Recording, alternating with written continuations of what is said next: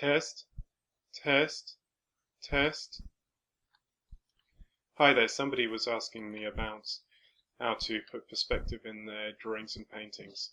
This is a basic neat trick. If you don't know, it's called three-point perspective. Yeah, you can use this when you're drawing on paper or even in digitally, yeah, or canvas for that matter. So very quickly, you've got two. For example, let's have a look. Let's draw a cube very quickly. Very rough cube.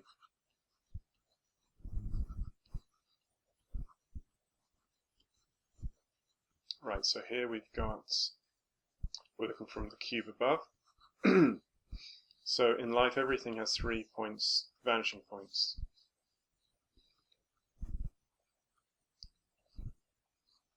So all these lines here will vanish to this one. They'll converge. If you imagine the lines extending beyond the cube, yeah, and these lines will converge down here.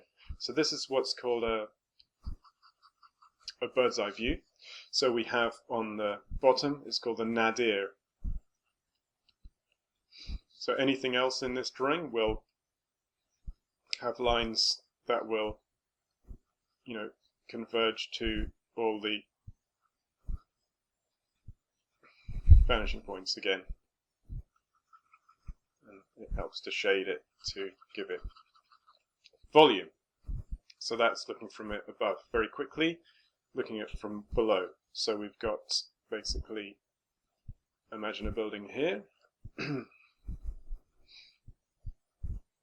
Right. So the vanishing point is going to be down there, vanishing point there, and there's obviously the building, as the building gets taller, or the cube, the lines are going to converge probably way up here.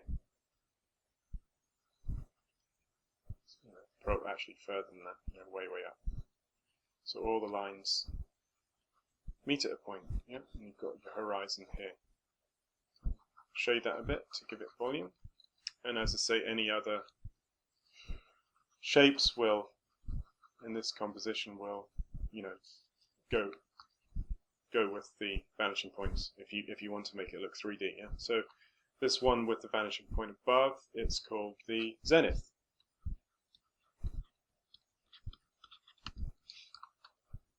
Okay, so basically that's the principles of the vanishing points. Obviously we've drawn cubes here, you can draw other things as well, but it just gets a bit more tricky. Quickly open this up. So this is the bird's eye view, that's the worm's eye view, and as we can demonstrate here, we can draw things on this corresponding to the where they're lining up in the vanishing points. We can draw a cone actually. Let's have a look. So just undo the red cubes.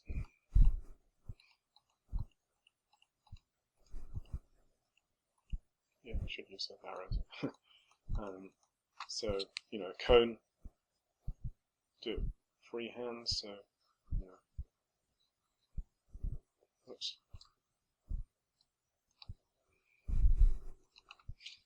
So you've got a very loose cone, but that's adhering to the, all the vanishing points again. Draw lines like that. Draw a pyramid. It's a bit more tricky. So you've got the main axis of this pyramid going up. But this time you've got these lines here are not obviously going to adhere to the vanishing point. Is there an angle?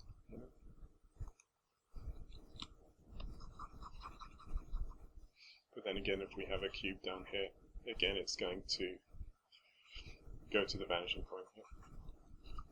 So just a simple rule, it helps you with your 3D. Delete that, and then quickly go to this. So this is a picture of New York City. Remember, buildings are sometimes at an angle, so it's not always going to work as well in real life. So this building could be a slight angle to this building, but then again, if you're looking at this very quickly, you've got basic vanishing point going somewhere down here. Yeah, you've got a vanishing point way up here because you can see the really, these big angles coming off here. And obviously we're a bird's eye view, so we can have what's called a nadir somewhere down there. Okay, so let's take that off. And finally, find it, this one. So here's a 3D graphic I did in 3D Studio Max. You can also use Blender as well. So even in 3D graphics, you've got the vanishing points like so. Yeah. And what I'm going to say is, if you have a reference like 3D graphics, you can use this as a reference, and you can forget about the vanishing points. You can just do freehand and make it loose while adhering to some structure within the shape. Okay, that's great. That's it really. Any questions, please ask. One thing is, this is just an image, so don't rely too much on vanishing points. If you want your work to be quite expressive, and if you're interested in the picture as an illusion and how it relates to everyday life, I'd recommend you looking at, firstly, if you don't know it, The Treachery of Images by René Magritte, and it's a picture of a pipe. Probably you might remember it by now, and it says "Ce n'est pas une pipe." I'm not sure if that's the correct way in French, so correct me if I haven't said that correctly. Okay, great. So remember to check out my website, www.jamesabelart.com, for more tutorials and a lot of my own artwork where I use many of these techniques. Okay, thanks for tuning in, and speak later. Bye.